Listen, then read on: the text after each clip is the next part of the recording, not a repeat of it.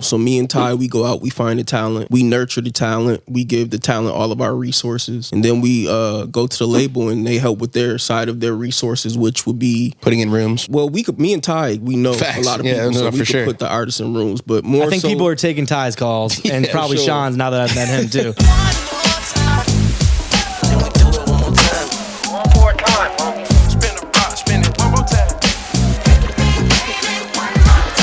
Welcoming in on the 102nd week of the One More Time podcast, legendary artist out of Harlem, it's Sheck Wes. If Sheck Wes, bitch, I'm dying, Sheck Wes. Have you ever gotten that? Nah. Never? First time. Do you see it at all? I guess. I hear other people. I hear D-Wade? Nah, Morris Chestnut. Okay. Oh, you're reaching there, bro. Come on. Well, that's a handsome motherfucker. I hear Mo Bamba. Okay. That's ironic. Yeah. There you go. I know. Wow, because Sheck Wes is a hit single. Yeah. Wow. Interesting. Okay, the stars have aligned. Who else? There you go. Yeah. Who else do I hear? It's this guy. He played in this movie with Denzel. I forgot his name though. But never Sheck Wes. That's never just for the record. Never Sheck Wes. We're full of firsts here at the One More Time podcast. No, in all seriousness, we have co-founder of EZMNY Records with Ty Dolla sign, former A&R extraordinaire at Motown Capital, Atlantic. Yep. This guy has put in the work. We got Shawn Barron in the house. Shawn. Appreciate you coming by, man. I know you were here, I guess, earlier this week. For a session, so appreciate you coming back to do an interview. That's love. Right. I'm not sure anyone has, wanted to come twice in a week. I mean, they like us, but not that much. Yeah, you guys are definitely in the cut. So. But once we, checked out your Instagram, we see all the mutual people. I mean, basically everyone we've interviewed on the executive level, so it only made sense to get you in. Yeah, so you've signed artists like Wale, Currency, right? No. So I didn't sign those guys. I actually brought those guys in when I worked at Koch to get signed, but they ended up passing on them. Oh, shit. So I brought Wale up there. I brought Currency up to Koch. I brought Drake up to Koch. I've heard of them. Yeah. It's a little household whole bunch names. of other people too. Yeah. How does it go when you bring someone in like that? Well, at that point, I was brand new into music, so I think that was within my first 6 months having a job. I was working in the mailroom. That was my first job in the music industry. So it's not just a joke that they make. You actually start in the mailroom. Well, I mean, that was my start. So, actually, I had an internship before that, and then I went to the mailroom. Okay. Is there still a mailroom? Yeah. Today? Yeah, for sure. In 2023, there's a mailroom. Yeah. I thought it'd be an email room. That's what I'm saying. I thought it'd just be a bunch of computers. Yeah. You know what I mean? Sending out press kits and streaming links. Record labels get packages all the time, magazines, whatever it may be. But yeah, it's a mailroom. Wow. So me delivering the mail, I got cool with the guy who was running Koch. His name was Alan Grunblatt. He was the president or whatever at the time, and I was like, yo, I want to do A&R. Can I bring some artists up here? And he's like, all right, cool. So the first artist I ever brought up there was Drake. That's and tell the story of how you even got Drake to agree to come, present himself to Koch. So I hit him up on MySpace. Shout out MySpace. Yeah. Tom. Is Tom still around? What's Tom doing? Good question. Probably loaded. I don't know. I'm sure he made out like a bandit, even though he's no Zuck. But wasn't MySpace supposed to make a little comeback for a second? Yeah. Wasn't there some press about that? Did that just fizzle? They had refurbished the whole thing. It just fizzled out. I think Justin Timberlake was a part of it or something like that. People got pissed because they deleted all the music. People had music uploaded there, and they lost all the files. Yeah, they had lost all the previous stuff that was on MySpace at the time. Right. Yeah. So anyway, sorry. So anyways, I was like, is MySpace still fucking around? So I hit him up. I sent him a message. He hit me back. He gave me his phone number and his email. He's like, hit me up. I don't have a deal, whatever. So he was coming to New York for Degrassi. Something they had I don't know, a filming or something like that. And the night before I brought him up to Koch, we went to his hotel, me and my partner Danny at the time, and we met him. He was super cool. We chopped it up for an hour. The next day he came to the office, brought him up there, played us a whole bunch of fire music. And after the meeting, Alan was like, "Oh, this guy is corny. He's in a wheelchair on TV. Wheelchair Jimmy. This is never gonna work." Wow. So that stigma really did What a hurt. miss. Yeah, but it really did hurt his chances of breaking into the scene at that point. Yeah. Wow. So he's like, "Oh, this is never gonna work. This guy's in a wheelchair on TV. Blah blah blah." And I was like, "Did you just hear what he played us?" Like, Yeah. and this was like, it was at a weird time. So 50 Cent was still like the most popular rapper at this time. This was 2007. Okay. So yeah, this was still like when gangster rap was like, a Yeah. thing. And yeah, Like, so how do you tell someone like Alan, I guess, that, like, do you tell him he's wrong? Or do you just have to accept that, I just kept bringing it up to him and and yeah, then a year and a half later, he put out So Far Gone, and then everybody is starting to hit me like, "Whoa, can you get Drake on the phone?" I'm like, "Bro, it's too fucking late." Like, Damn. Did you try? no, Why not? He knew. it was too late. I knew at that time. Okay. Yeah. Damn. Okay. Yeah. And so you're bringing artists in at that point, but did you sign Ty? Yeah, I signed. Okay, Ty. so he signed Ty Dolla but that was later on. no, yeah, for sure. I worked at Koch for a year and a half. Yeah. In the mailroom, and while I was there, I was doing like an unsigned artist showcase in New York City also at the same time. Me and my partner Danny, and we had like Currency come and perform, Nipsey came and performed. This guy named Mickey Fax who had a huge buzz at the time. Nicki Minaj was supposed to come, but she didn't show up. Were they all unsigned at the Yeah, time? they were all unsigned at the time. Shit. Yeah. The potential. Damn. So how did you find folks like that at that time? Really, MySpace. Wow. Yeah, everybody was posting their music on there. It was like a way to search MySpace. So I don't know if you guys were like on there. No. I was on there. Oh, you were on there? I was probably on there, but not at all thinking of how to actually utilize it for any real purpose other than maybe like friending people, I guess, at the time, right? Like, I wasn't deep into the music thing at that point, right? Got you. So there was like a music category, and you would go there, and they would have 3 columns. It was like signed artists, indie artists, and unsigned artists. Oh. And what and it allowed you to like search all the unsigned artists city by city, which was fucking crazy. They don't even know what they had. Like, the technology was fucking crazy at that time. Damn. So Drake was like the #1 unsigned artist in Toronto. So I hit him up. Currency was like one of the #1, #2 unsigned artists in New Orleans. I hit him up. Like, yeah. Shit, yeah, because I mean, I'm thinking if Spotify had They don't even that- have that. No, like Apple has like the new Atlanta playlist. You can probably find where people are from, But they're curated, which is different It's from this. curated. This is just This is unbiased, straight, like numbers. Yeah, Damn. it was Yeah. crazy. They really didn't know what the fuck they had. didn't. At that They point. had. It was like a gold mine on MySpace back in the day. Damn, They so dropped the ball. Yeah, so you just were taking advantage of something that you didn't even know that was so special No, I at that didn't. point. I was like, shit. I mean, I don't even know if many people even utilized it. I just found a way like how to do it, and Yeah, it was crazy. that's rare right there. You find a little loophole or something, you just use it, man. Yeah, like but, it like broke it down city by city, which was like the crazy part. I was like, Yeah. and then did it rank it by like who was most? Yeah, it ranked it like 1 through like maybe 50. Okay. And it gave you like 50 artists like who were buzzing in that city. Damn. You could do it by country, city. It was crazy. It was thinking about it now. Like That's it was wild. Shout out MySpace. Yeah. Shout out to MySpace. Yeah, so obviously I know it's fast forward a little bit to to the point that you signed Ty Dolla sign, but I do want to talk about the fact that going from signing him to then starting a company together. I mean, I started a company with this guy, and it took a lot of deliberation to be like, hey, should we be doing this? It's a big leap of faith, man. I mean, you're putting a lot of trust into someone. You're spending a lot of time, money,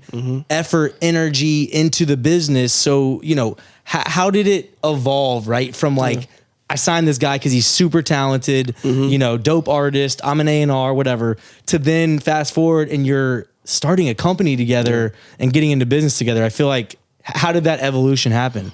I feel like it was just a natural progression of like our friendship. Like we literally been friends since 2011, So, me discovering him in the studio, he used to come to the studio and like write songs for other artists all the time. That's how we connected. to me signing him, and then him taking off and having a successful artist career. It was just a natural progression. He was like, "Why don't we come together and do this?" And I was like, "Let's do it." Damn. So I know every A&R and artist's working relationship is different. Yep. I want to talk about, how did you and Ty work? When you first signed him, what was the dynamic between you all when it came to like, you're the A&R, he's the artist? How did that work? It was never like that type of dynamic. It was always like, we're partners in everything. Like, my success is your success. So, just going back to the beginning, like me just helping curate his sound and like putting him in with certain writers and producers, and just curating his sound. And then him and Mustard had what they had going on, and then Mustard took off, and the summer smashes of like with 2014, 15, 16. Exactly. So that just helped Ty propel at the same time. Well, Ty, YG, and Mustard at the same time. Yep.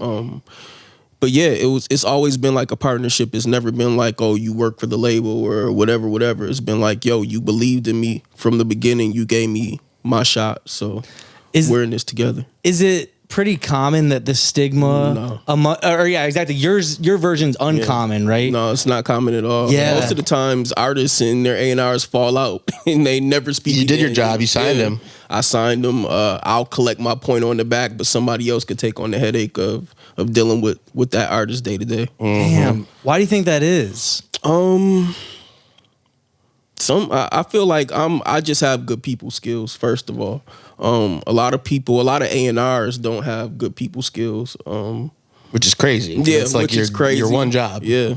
Be the people liaison. A lot of A&Rs want to be the artist at the same time. I never wanted to be in the spotlight. I always just wanted to do my part and step to the back, Well, thank you for agreeing to do the One More Time podcast on that note. Yeah. So where does that come from, would you say? Were you a like team sports kind of guy growing up or something? Or like, where do you think you get that play your role type of approach? I played basketball my whole life. I played varsity basketball from sophomore to senior year. Shooting guard? No, point guard. Okay. So, yeah. So you were used to dropping the dimes. Exactly. And getting the assists. I know I could score if I needed to, when I needed to. But yeah. Okay. Yeah, because I do feel like, now that I'm thinking of all the A&Rs I know out there, y'all do want to be the artist sometimes. I'm just saying. Fall back. Fall back. Yeah, for sure. Man, that's interesting. So I don't think a lot of people probably have a misconception about like how these joint ventures work. So like when it's EZMNY is joint ventured with I think Capital. Yep. What is that? If you could summarize what a JV between a company like yours and a bigger label like Capital. So me and Ty, we go out, we find the talent. We nurture the talent. We give the talent all of our resources. And then we go to the label and they help with their side of their resources, which would be putting in rooms. Yeah. Put them in. Well, me and Ty, we know a lot of people, so we could put the artists in rooms. But more, I think people are taking Ty's calls, and probably Shawn's now that I've met him too. When it comes to like playlist and streaming and stuff like that, they have their relationships that we'll use.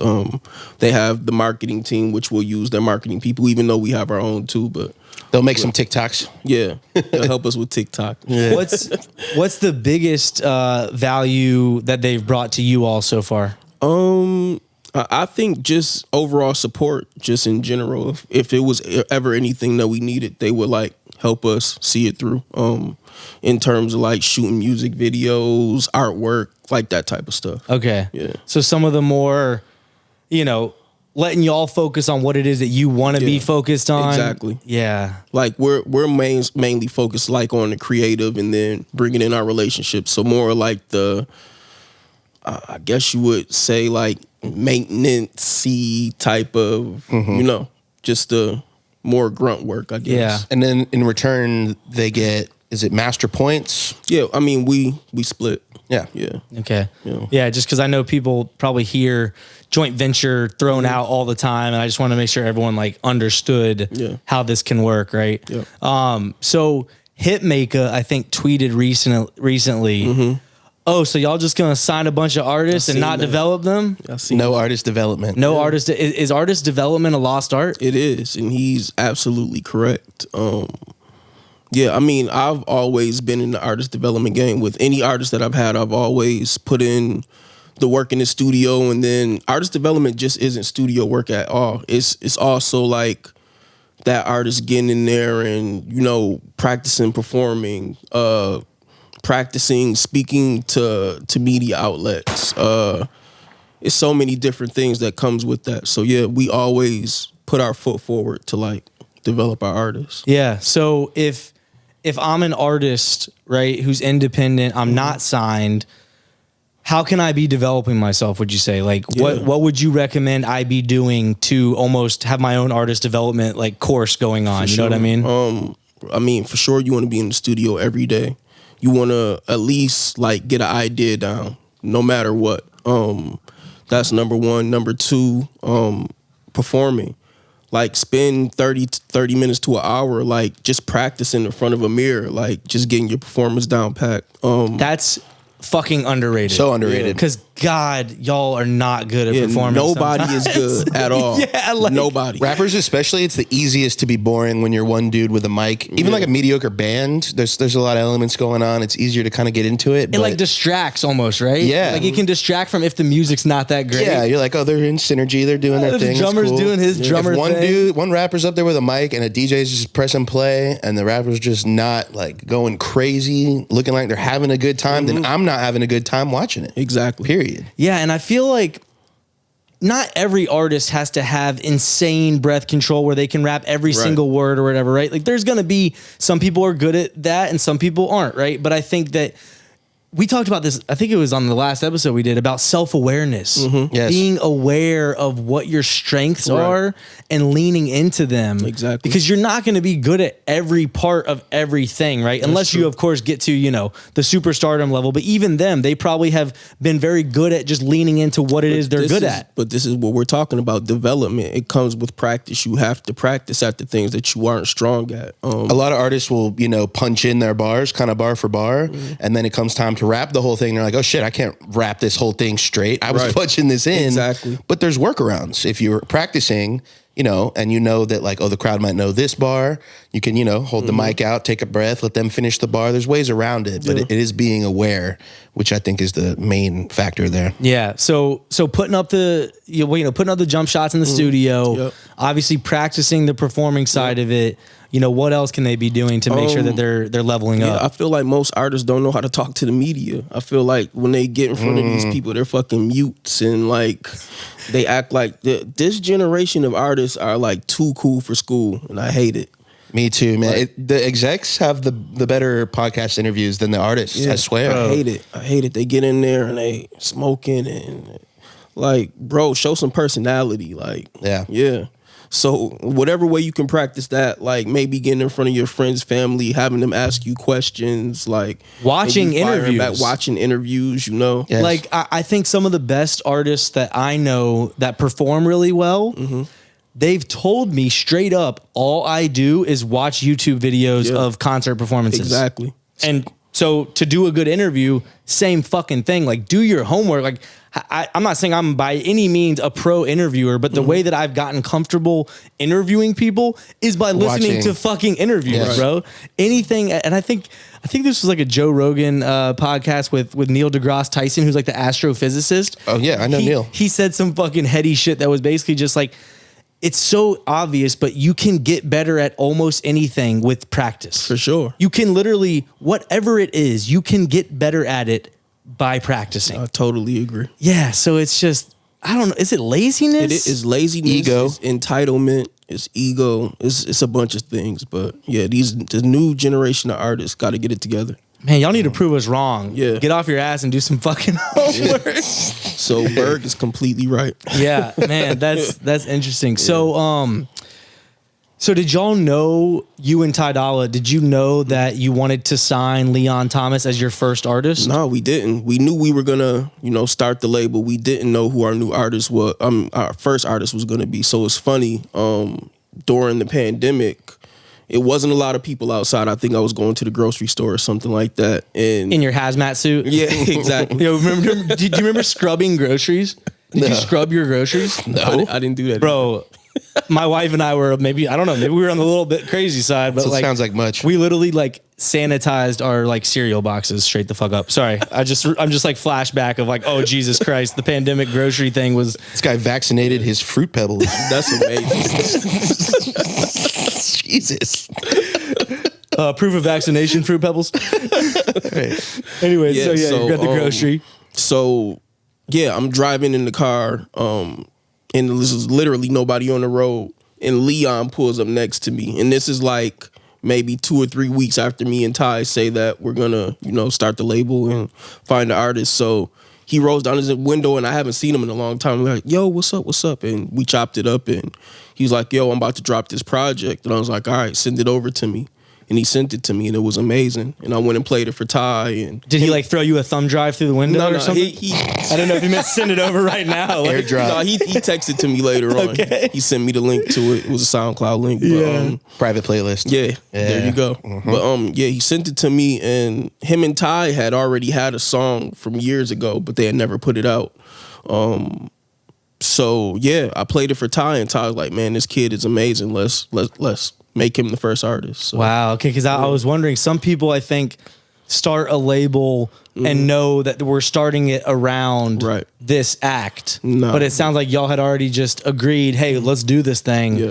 and then by happenstance, Leon rolls his window down, say, "I got this dope project. Like, you should check it out." Yep, Damn, that's exactly what happened. that's awesome, man. And Leon's fire, by the way. Everyone go check out Leon Thomas. Yes, because seriously. He's amazing. Because I was asleep apparently, and I was not familiar with Gotcha. him as an artist. Gotcha. And his discography is amazing. Yeah.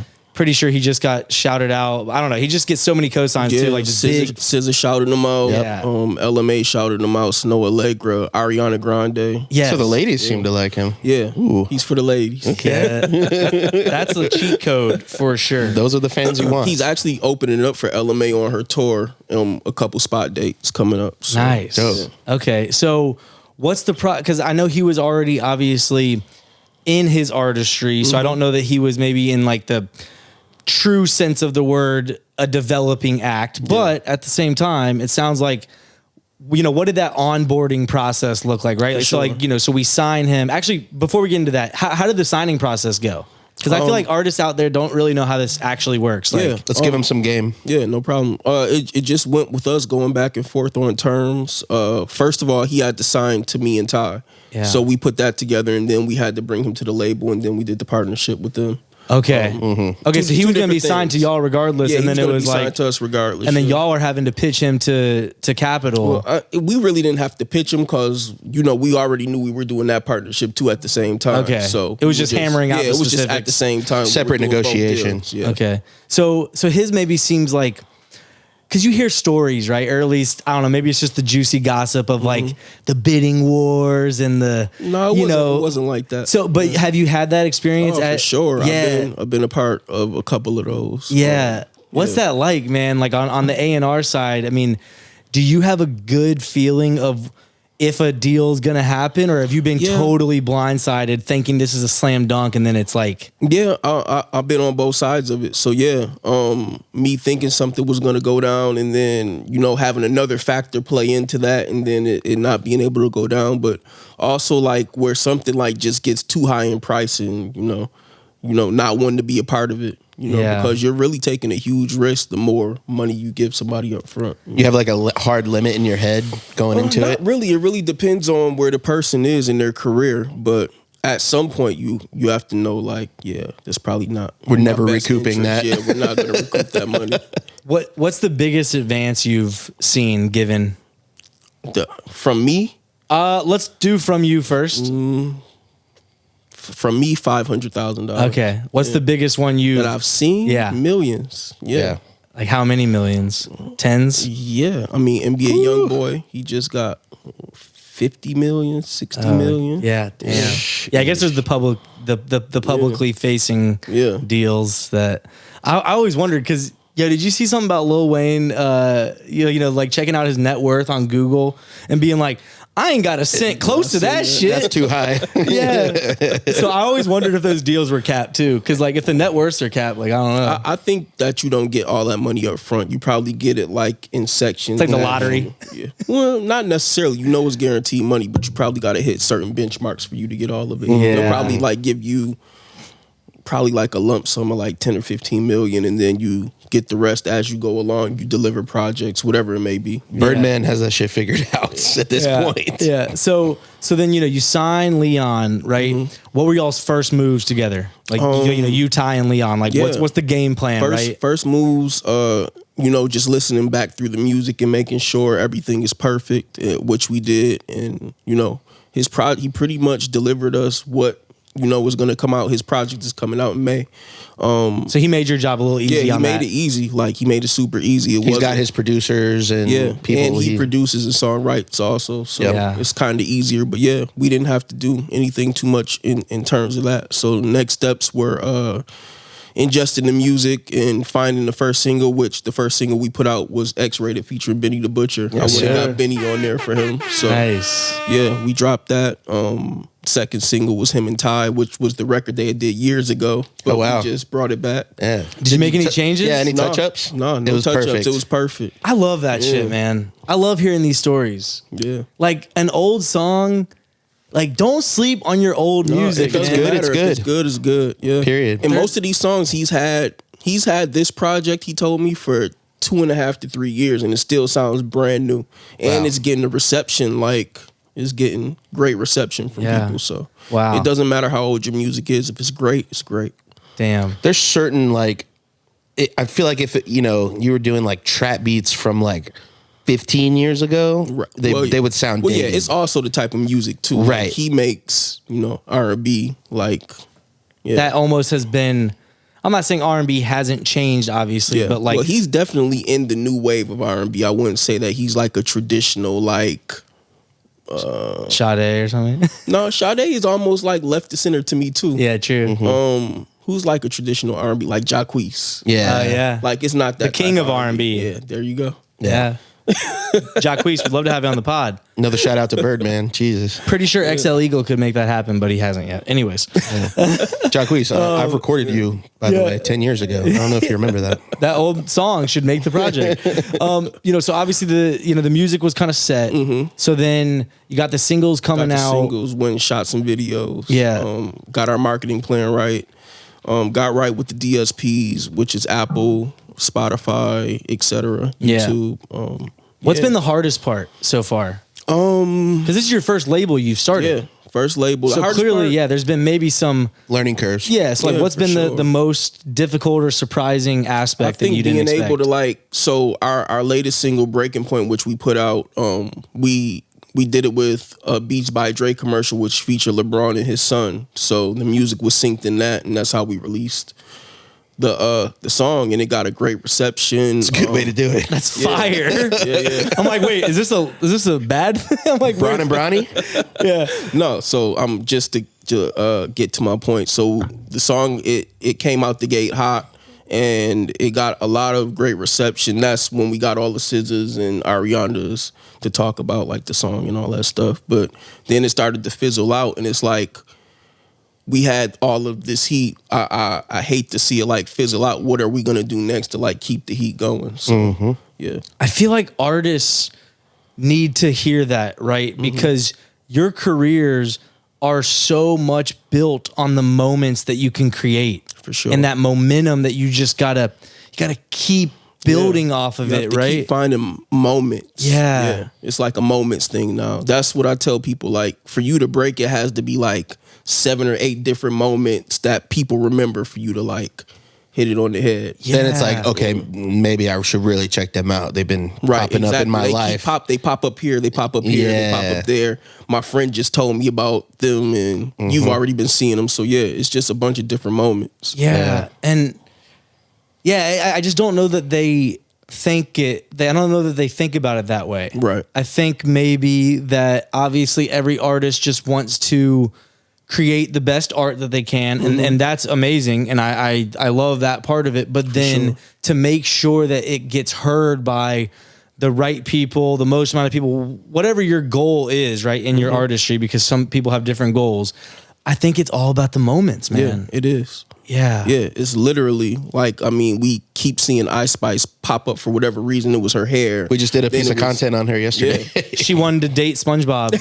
That's what we kid, yeah. We've got like 15,000 views on just saying the fact that Ice Spice had a crush on SpongeBob. Yeah. There you It's like go. the internet is a weird fucking place. But yeah, she had just a accumulation of moments in a short amount of time. And it's like we're seeing like the response. I heard that she's on Taylor Swift's next single or something like that. Wow. So See, but like that's the like you got to capitalize on it. Yeah. What do you think about the term industry plant? I don't know if it's a real thing, but I The idea of it. I understand it. Yeah, Because I just see these people pop up and like even sometimes the music isn't as good. There's just this unstoppable force behind them. But I'm just like, what is that? Yeah. That is just propelling. But not to say her music's not good. But. No, I think the fans like could tell what's authentic and what's not at this point. If you see somebody, their first song out, they got fucking Future on a song, like like it's not authentic. Like it's some type of money or some type of relationship behind it. So. Yeah, but my point and my counter argument to all of that is, if every artist simply needed connections and money, then major labels would never miss. Yeah, that's true. That they wouldn't fail.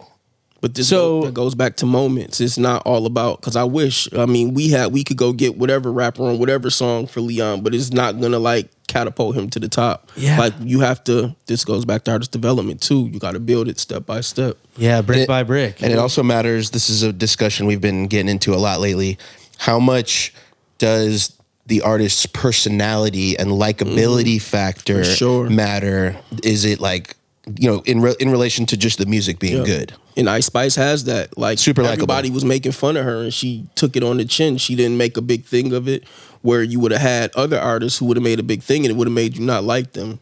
This is why you like her, because she can take it. Like she's almost just like a good sport about it. A good sport about it. Mm-hmm. She does seem just kind of like, I don't know if it's like in her own world or whatever it is, but she's just like, whatever. Like, I don't give a fuck. Her second single, people made fun of her, like, what is this, a SpongeBob type beat? What kind of weird beat is this? And then she just came out and said, I had a crush on SpongeBob growing up. There you go. That's amazing. Yeah. She's probably smarter than we're giving her credit She's for. very smart. Yeah, I'm like, I think she's like masterminding this shit. Yeah, now that we're saying all this stuff, she actually put out the SpongeBob type beat memes. Maybe even started it. It could be crazy. No, she's smart. Damn. Yeah. No. For me, how much would you say it is the quality of music versus the artist personality? Would you say like they're equally important, or which way do you lean? I mean, it's hard to tell now because so much of the music that I hear is trash to me. So, but they like the person. But they like the person. So it's hard to. Certain artists, I believe it has to be the music, but certain artists, it will be their personality. Damn. Yeah, because like then her personality will make you listen to the music, because I would never listen to Ice Spice in my life, but I listened to her. Like he pulled up listening to it. We heard him blasting Ice Spice. Just bumping it out the Beamer, max volume. Yeah. Oh, I thought it was a McLaren. Sorry. Nah. So signing acts these days, we talked about this recently too. So I feel like signing acts in today's climate is all about the numbers. It's about the data. How many streams you got? How many followers you got? Do you subscribe to that approach? No. When we signed Leon, I believe he had like 100,000 monthly on Spotify, which is not a lot. That's still pretty good. It's okay. But he hadn't released music in like 2 or 3 years. So yeah. I thought it was okay, but it wasn't anything crazy. We just heard the quality of the music, and that's what got us. But do you see labels kind of looking at data and overvaluing? That's all they look at. Not really knowing, not being tapped in with what people are actually liking and who's really making moves. Yeah. Just looking at that all stuff. This is like a full circle thing, so it goes back to what Berg is saying. You're going to keep signing all this stuff and not developing it. Like they get the song that is a hit, then they can't get another hit on that person because they don't know what to do with them. Is that Hitmaker's real name? What, Berg? Yeah. Yeah. I'm like, who the fuck's Well, you Berg? know, This guy. Hitmaker was Young Berg. Like, Oh, yeah, okay. Sexy Ladies. No, I'm sleep. Yeah. Hitmaker was an artist before named Young Berg. Okay, wow. And he had hit records. Yeah. Okay. Yeah. And then he made hits, and that's why he's Then he made Hitmaker. hits. Yeah, he started writing songs. Okay. And, it turned into Hitmaker. What's up with him and like Hit Boy beefing? Is that like a thing? I don't know. Anyways, I don't believe any beef I see these days. I feel like that shit is all marketing. that's funny, man. All right, so how do you think that the role of A&R has changed since you were working in the mailroom to now? It's changed like 2 or 3 times. What would you say are the most fundamental changes that have happened? I mean, research is the number one thing. It was always some level of research, but now it's basically all research. Like you said, everybody is looking for the numbers or looking for what's trending up or what's going viral. That's the number one biggest change to me. Yeah. There is a whole department that is A&R research, right? Yep, for sure. So those people are just looking at data Yep. all the time. Looking at data all the time. They come back if anything is trending upwards or going viral or growing or whatever, they put it on the report. And then they bring it to the traditional A&Rs that then are responsible for going and trying to make connections with those artists. But then sometimes the research people are signing things too, and that's Really? when it gets tricky, yeah. It's just gonna be robots signing people Shit. soon. Damn, so they can do that? Yeah. Oh, wow. There's gonna be an algorithm where you can just apply for a deal, and you're gonna put in all your numbers and your stats and what you're doing, and it's gonna say, "Here's your offer." I swear to God. So I know that you made the hip hop double XL hip hop heavyweights at the end of December 2021. How much do accolades like that matter to you? I mean, that was a big deal for me. Yeah. I've been reading that magazine since I was a kid, so for me to actually be on the cover of it was tight. Huge. Yeah. No, I'm thinking, yeah. And you had some good company. Yeah, also for sure. Just Definitely. to even be in a picture with some of the other people on there. It was dope. So it obviously means that you were recognized as someone who's, made an impact in the industry. Mm-hmm. What do you think you're most proud of with regards to your career up to this point? That's a good question. I mean, of course, Ty will probably be like my biggest thing that I've been a part of. We had a lot of success together. Yeah. It's been great. But yeah, I put together a lot of songs too that, went on to do well. So Yeah, he made sure to grab the aux cord in the session the other day and show some heat. And he had some heat. Here's some producers, here's some songwriters, some references. For sure. Bunch of good shit. What's a song maybe that you worked on that you thought was gonna just fucking go? yeah, that's a good question. That just didn't go. You know what I mean? That's a good question. It was the song called Stand For that Ty did that I thought was amazing, and it didn't go all the way. What do you think? Why not? I felt for the time that we were in, it was so different. Like How so? Just the production. Yeah, it Okay. was very, very different. Experimental. Yeah. I feel like it will fit more now with what's going on. Yeah. How often do you think that artists and or producers just are making a sound at the wrong time? Yeah, I mean, it happens all the time. They say when you're the first, you're like the person falling on the sword, and usually the person who comes second and third behind you are gonna, reap the rewards of, that whatever it may be. Yeah, because I'm just starting the Rap Caviar Presents I Hulu watched that, series. yeah. So I'm only on episode 1 with Tyler the Creator, and his episode is titled "Breaking the Mold." Yep. And so he, of course, was in a time period where West Coast rap and rap in general was one thing, and he and his group of weirdos came in and were doing it very differently. So do you think that it maybe, and it's no shade to Tyler or anything, but it's just, do you think that he had perfect timing potentially with people wanting that newness? Or do you think that he forced them into it almost? No, I think that people did want something new. But also in those first couple years, it was known, but it wasn't on a grand scale to where it is right now. So it really took him 10 years to get to this point in his career where he's at right now. Yeah, he wasn't getting nominated for Grammys back then. He wasn't getting nominated for Grammys back then. You know, that just happened, I believe, in 19 or 20 is when he got nominated for his first Grammy. But was it Igor? Yeah. But yeah, it's really a testament to him, like just sticking in it and, you know, seeing it through. In the episode, he said that he was just making music, but then he really sat down in self-awareness.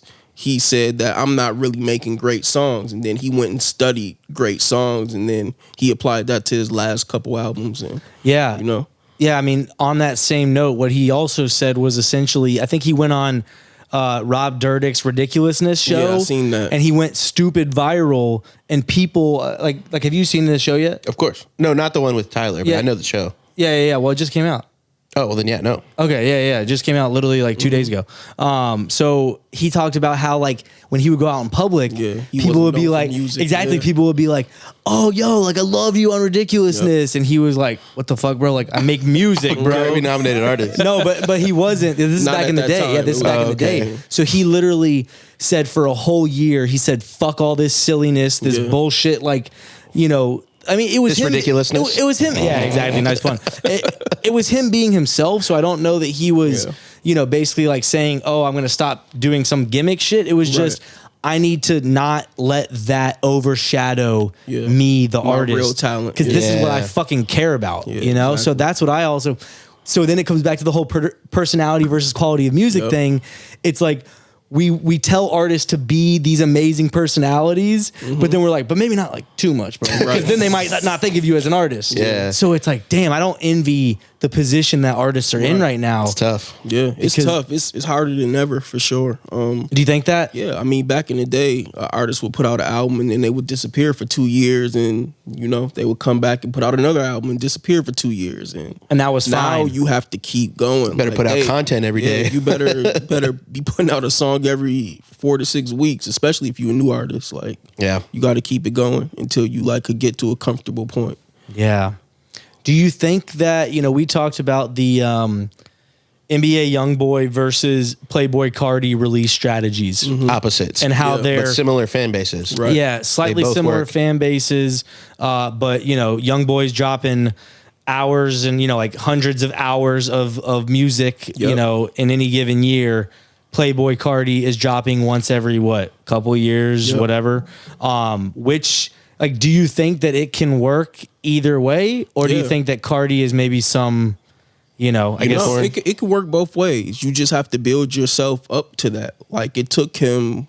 What album is he on now? Like 3 or 4. So 3, I think. Yeah. It took him, and I'm pretty sure he put out mixtapes before that. So it took him. It takes you a while to like build up to have like where people are like salivating for your music.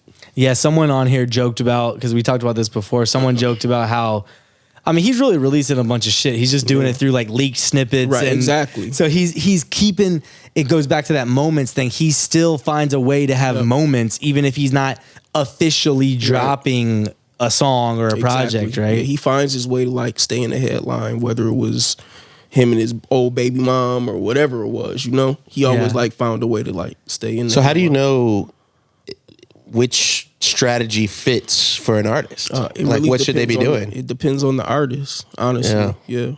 To what but if you're in the beginning, you should be dropping regardless. Like if you're like just starting out and like don't have a big fan base, drop. Yeah. No, that's for sure. I think it was Shawn from Kids Takeover, the media company. He talked about Playboi Carti and he said, I mean, I love Playboi Carti, but like, can I really post about him every day? And that's coming from a, you know, very reputable media source. Yeah. So clearly Carti has found a way to almost command, like he almost feels like he has to post about him daily. Like that's fucking insane. Maybe we should be posting about Carti more, bro. Because he doesn't drop. He is this kind of mysterious figure. So when there is something about him, people are like, oh, what is this? Yeah. Like, I want to know what's going on with Carti. Oh, that's interesting, man. So his Rolling Loud set looked insane, by the way. Yeah, it did. Holy shit. So crazy. So you mentioned obviously that, you know, maybe being most proud of how things have unfolded with Ty's career. For sure. That was clearly a big W. You know, and you talked about kind of some of the learning lessons, you know, clearly with Leon's rollouts so far and just him as your first artist. But like, if you had to sum up some of the intangible things that have made you successful, because like pointing to an artist that broke, obviously that's great, and shout out to you, but there still has to be intangibles like characteristics. So what do you kind of look inward and you're like, oh, it's probably because I'm XYZ. Like, what are some of those intangibles? I feel like I supported a lot of people early on who other people probably wouldn't have supported, and I was able to like put them in some type of position to where they were able to grow. Whether it be on the executive side, artist side, producer side, whatever. Even if I wasn't like directly involved with their career, I like was able to like put them in some type of situation to better themselves. Who was the first person? Who was the first person to take a shot on you? That's a good question. Mike Karen. Mike Karen. Yeah. He's APG now, right? Yeah. Man, as a legend. So what do you think he saw in you at the time? I just sent a wide blast of my unsigned artist showcase things. I just sent a wide email blast. I didn't even know who he was. And I guess I sent it to him and he emailed me back like, this is dope. Send me any artists that you're looking at. So this was around the Drake time. So I sent him Drake and I sent him a couple other people. He hit me back and we did a phone call. And he was like, if you find anything else, I'll sign it or whatever like that. And I found this artist named Amir Obey. His name was Fresh back in the day. And he signed to Def Jam now. But I found him, he signed him, and he gave me a job. So damn. Yeah. Shout out Mike. Yeah, shout out Mike Karen. Yeah. I feel like he's one of those just legends in the game. For sure. Yeah. Oh man, that's dope. Okay, perfect. So a lot of people want to get into the music business. Mm-hmm.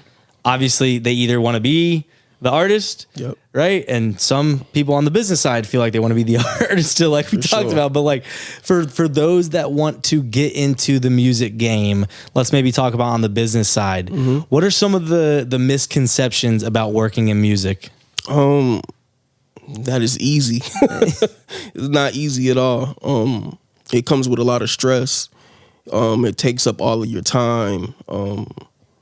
And you're going to be stressed 75% of the time. Damn. Yeah. It's like when you have a 9 to 5, you get off work at 5 o'clock. Right. And you could just decompress. Completely decompress, focus on like mental health, whatever you've been lacking in your life, family, whatever it is. Yep. Anytime that I'm like doing something not music related, in the back of my mind, it's like, well, you could be doing this, you could be doing that. Exactly. That's tough. I guess that's any entrepreneur though, when you are trying to make something work.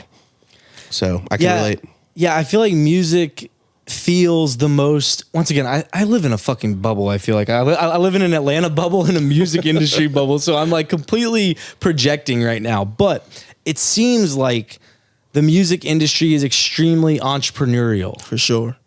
Right? Do you think so? Yeah, it's built on the back of entrepreneurs. Yeah. I agree. Because, we had Jason Reddick, who's over at ASCAP. Yeah, it's my homie. Yeah. Mm-hmm. Great guy. And we talked about, he sat on a panel that was titled Artistpreneurship. Mm-hmm. So even from the artist side, it's you're your own business. I mean, you're an entrepreneur. If you don't look at yourself like a business or a brand and you're an artist, then you're doing yourself a disservice. Yeah. Don't you feel like that's kind of the majority, sadly? Yeah, it is. They don't even know like what they're doing. They're just doing it. You know? And we've even had to take a step back sometimes because I do feel for them, because sometimes you do get caught in the rat race of just got to make music, got to drop music, got to post content, and it's you don't really think about, why am I doing these things, and what is the actual, what's the business plan here? What are we doing? What's the approach here that we're taking, and why? What's the goal? Where do you want to get to? The goal, exactly. Yeah. And who's doing it right? That I just think. I always go back and forth on this, the Jimmy Iovine quote about, basically running your race with blinders on, right? Because, the second you look left or right, like you're tripping over yourself, whatever. Sure. But I do think that there's something to be said for, at least, like, it goes back to the research side of things. Like, just fucking do some homework. Right. of like what's working, so you don't live in this delusional bubble. Like, I'm all for innovation and doing things differently and maybe seeing what's going on and then trying to do something new. But you're a big success modeling guy. I definitely am, because I mean, bro, like there's so little things that have been done for the first time. It's very true. There's like just what is almost actually, nothing. What's Nothing. actually been done for the first time? Like, as much as we all want to think we're being so fucking creative and innovative, at the end of the day, someone's done something at least somewhat similar. For sure. I think the creativity comes in the stealing, if I could use that word. Even. Yeah. It's like, how are you using what's already out there? How are you learning from what's working? And there's creativity in that, you know? Mm-hmm. Yeah.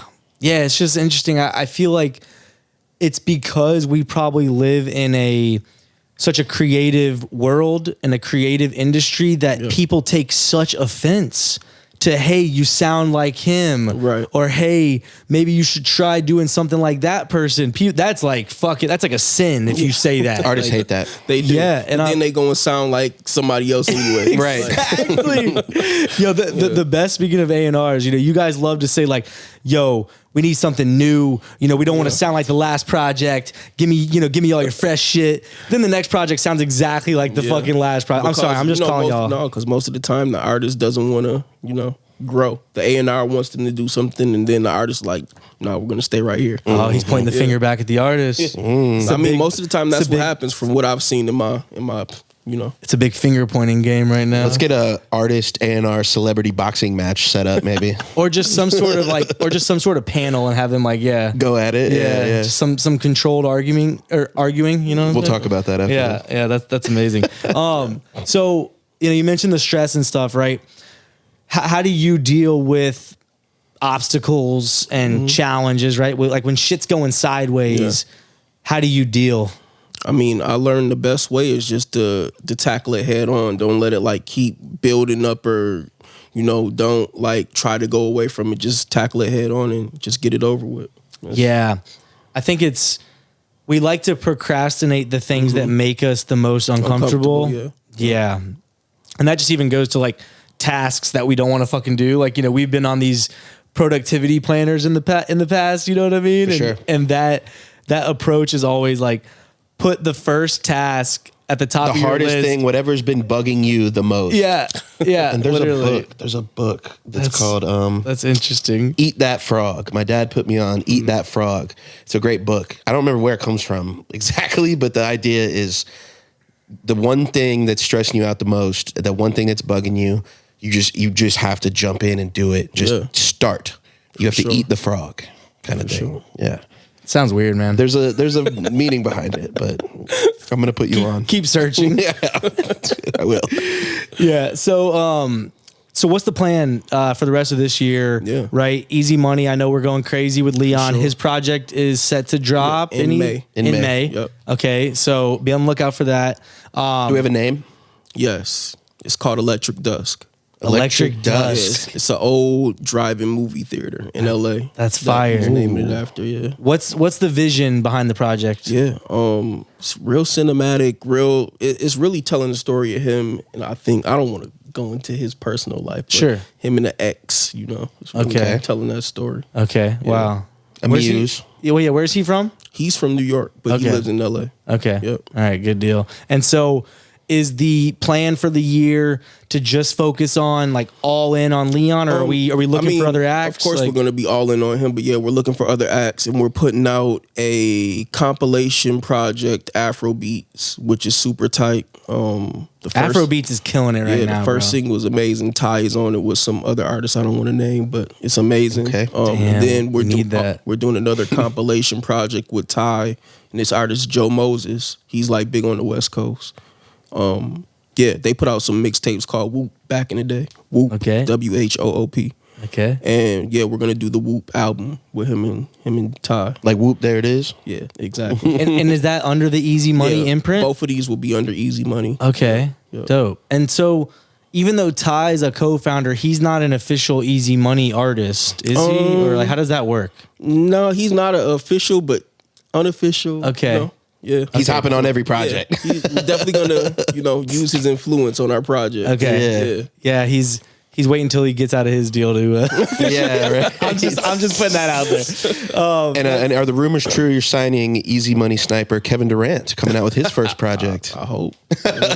Yeah, it goes back to one of those things of like personality versus music. Like he could make some trash music, but I'm sure people would listen. Look, he's got the I mean, shot. Dame's got bars, so Dame like has bars. maybe KD does. You know, get them on a collab. Just use KD for marketing. Yeah, I like that. Just sign him as an influencer. For sure. That's dope, man. Genius. Well, yo, you've had a legendary run so far. Shout out to all the success. We have entered a final segment of the podcast. Oh shit. H3. Oh shit. Where we at, my guy? This is the Rapid Fire Rampage. Shawn, it's going to be a 3-part rampage. Okay. I'll explain them as we go along, but it starts with the short answer questions. Are you buckled up? Let's go. I'm going to start nice and easy. Just ease into this. What is the meaning of life? Happiness. Damn. Actually, I was joking, but he made it easy. I know. That was so easy and just smooth. Perfect. You can have dinner with any 3 people, dead or alive. Who are we going with? That is a good question. I'm going to go Bill Gates. I'm going to go Jay-Z. Hove. I'm going to go... I would say a girl, but I don't want my girlfriend hearing this. Well, she just heard that. Yeah, so. she just, You might as well. No. Yeah, I'm like, you kind of just dug yourself a grave on that one. let's go Michael Jackson. He's got some girlish features, Oh, man, it's terrible. Yeah, okay. I'm going to hell. He's not going to watch this. Okay. Okay, sorry. Did I dig it deeper bad. Oh, my God. We're canceled. Moving on. Okay. Shawn, you quit your job to pursue a rap career. Yeah.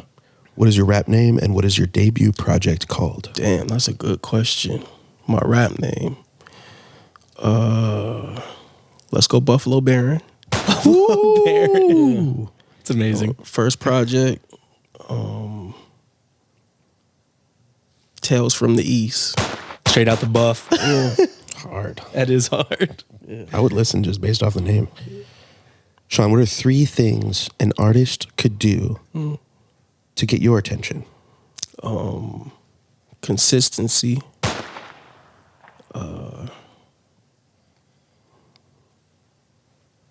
Be very talented. What's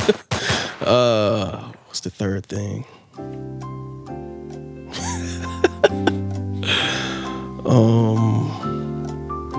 I don't know. Consistency again. That's how important it is. Yeah, It's very. so consistent. Yeah. It took up 2 of the top 3 slots. There you go. Right. Shawn, if we have another episode 1 year from today, what is an accomplishment you'd like to be able to report back on? I hope that EZMNY has a #1 record this year. Yeah, I think that's the goal. Dope. What do some of the videos in your current YouTube algorithm look like? That's a good question. Let's look. Let's find out. Let's take a look. Let's see. 'Cause this is a good one because everyone's YouTube algorithm is different. Hopefully it's Some nothing random weird, We you know? have Lay Banks, Nah Nah Nah, and I like this song a lot. It's Okay. dope. Okay. So some music. We have Shame on You, episode 1. This looks like a podcast. Okay. Yeah. It is. Damn, I wish the One More Time podcast would have popped up. That'd been dope. We have West Side Gun Type Beat 2023. Type Okay. We have I Show Speed Goes Sneaker Shopping with Complex. Oh, that's Speed yeah. is on everyone's page. Yes. He's out of here. He creates moments, bro. He's a moment. That's good. There's just good. some good. There's some good algorithms. Shawn, what is the best fast food chicken sandwich? Chick-fil-A. That's a first. That's the first one we got from there. Last one of the short answer. What is your favorite curse word? Shit. Part 1. Part 1. It was good. Pretty great. Good part 1. Let's see how Shawn continues into part 2. This is the this or that portion. Okay. Drums or melodies? Melodies. Lyrics or flow? Lyrics. Horror flick or anime? I don't really watch either, but I'll go with horror. Ninjas or pirates? Ninjas. 3 ninjas. 3 ninjas. Yeah. LA or New York? Sheesh. That's tough. I'm going to go New York. I didn't make these to be easy, Shawn. New York. New York it is. Salad or smoothie? Smoothie. Give up ketchup or give up chocolate? Give up ketchup. Give up showers or give up shaving? Shaving. To be clear, you can take baths. Still shaving. Still shaving. Yeah. Take on $250,000 of debt or lose all of your industry connections. $250,000. Taking them. Part 2. Damn, his connects are worth it. over $250,000. I'm gonna keep upping the amount until someone finally takes the money. That's not even, I mean, I thought that was a decent Nah, amount. you gotta go higher, bro. We'll go $500,000 next time. This is Shawn Barron, bro. This is isn't Shawn some Barron fucking- we're talking This isn't some about. fucking bullshit. I don't know what I was no thinking. Rolodex, bro. $250,000. Come on, That's man. fine. Last part is the word association. I'm gonna say one word. Just say the first word right back off the top of your head. Here we go. Starting as always with hip hop. The best. Beat. Dr. Dre. Verse. Jay-Z. Love. In hip hop. Shadow. You got me on that one.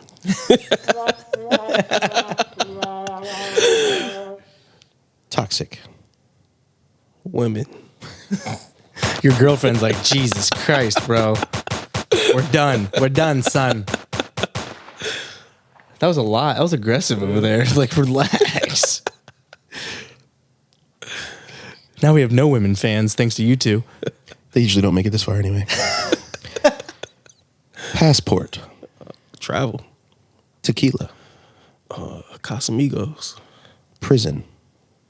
No. Tiger. Woods. Mars. Blackman. Lil. Wayne. Easy. E. Henry loves trying to set people up. Easy money. Oh, yeah. We were going for easy, buddy. There. You're but- fired. I know. You're fired. Ty, he doesn't mean it. Easy is a good answer He's too. a but legend. He still wants to do business with you. No, appreciate you coming on the pod, man. As enjoyed it, always, man. Yes. please like, comment, and subscribe. That helps us out a lot. This has been Shawn Barron. Follow him on social as well. Yes. Appreciate it. At Shawn Barron. BARRONSHAWN. There you go. _. No. Straight up. Straight He up. owns it. He owns the Shawn I got it Barron. early. Yes. That's right. I love it. Henry, until next week, what are we doing? Getting out of here. Getting out of here. Peace, y'all. Pop that shit like one more time. And pop that one more time. Pop that shit like one more time.